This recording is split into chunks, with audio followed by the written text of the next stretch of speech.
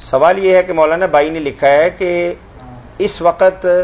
لوگوں کی بے دینی کے اندر کچھ تو ان کی اپنی بدعمالیاں، کچھ غیر اسلامی تربیت، اور کچھ آج کل کے واعظین اعظام نے بھی لوگوں کو دین سے بے بہرا لا تعلق یا دین کا غلط مفہوم ان کے دل دماغ کے اندر بٹھا دیا ہے۔ تو بھائی کہتے ہیں کہ میرا سوال یہ ہے کہ ایک روایت عام طور پر پیش کی جاتی ہے کہ قرآن کریم کا حافظ جو ہے وہ اپنے گھر کے 10 افراد خواہ کسی بھی نوعیت کے ہوں جن کی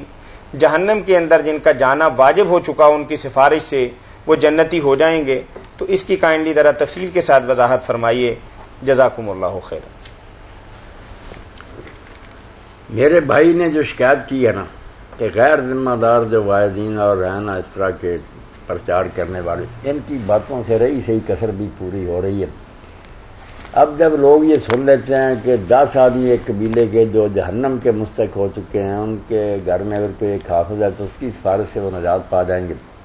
تو یہ رجحان دیکھنے میں آتا ہے۔ کئی لوگ خود تو دین کی طرف آتے نہیں، ایک آدھ بچے کو حافظ بنوا لیتے ہیں اور بس وہ کہتے ہیں اب گارنٹی حاصل ہوگی اور سہارا اس روایت کا لیتے ہیں۔ حالانکہ امام ترمذی رحمۃ اللہ علیہ نے جب اس کو لکھا اور اس سے ہی امام تبریزی نے اپنی مشکات میں نقل کیا تو ساتھ ہی نشاندہی کر دی کہ اس کا فلاں بیان کرنے والا جو ہے وہ قابل اعتماد نہیں، وہ اس لائق نہیں کہ اس کی بات کو مانا جائے۔ اس لیے یہ بات اللہ کے رسول علیہ السلام نے نہیں کہی، نہ آپ سے ثابت ہے۔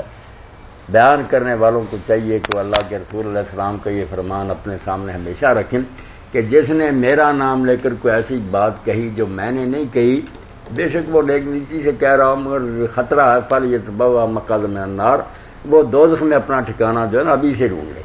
اس لیے بڑے بڑے نیک صحابہ جنہوں نے اللہ کے رسول علیہ السلام سے سنا تھا وہ بھی بڑے محتاط ہو گئے تھے، مہینے گزر جاتے نہیں کہتے تھے کہ اللہ کے رسول علیہ السلام نے فرمایا۔ یہ عام بات تو نہیں کہ ایرے گرے کی معاذ اللہ بات ہے، اللہ کے رسول کا فرمان جو قرآن کے برابر اس کا درجہ،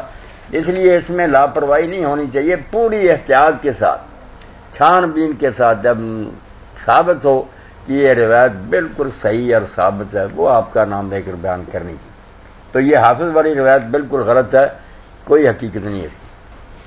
یہ جو والدین کو تاج پہنایا جائے گا، ایک روایت یہ بھی بیان کی جاتی ہے کہ جن کے بچے حافظ قرآن ہوں گے اور اس کی روشنی سورج اور چاند سے زیادہ ہوگی، یہ کچھ اس طرح کی روایت بھی بیان کی جاتی ہے۔ یہ بھی اسی قسم کی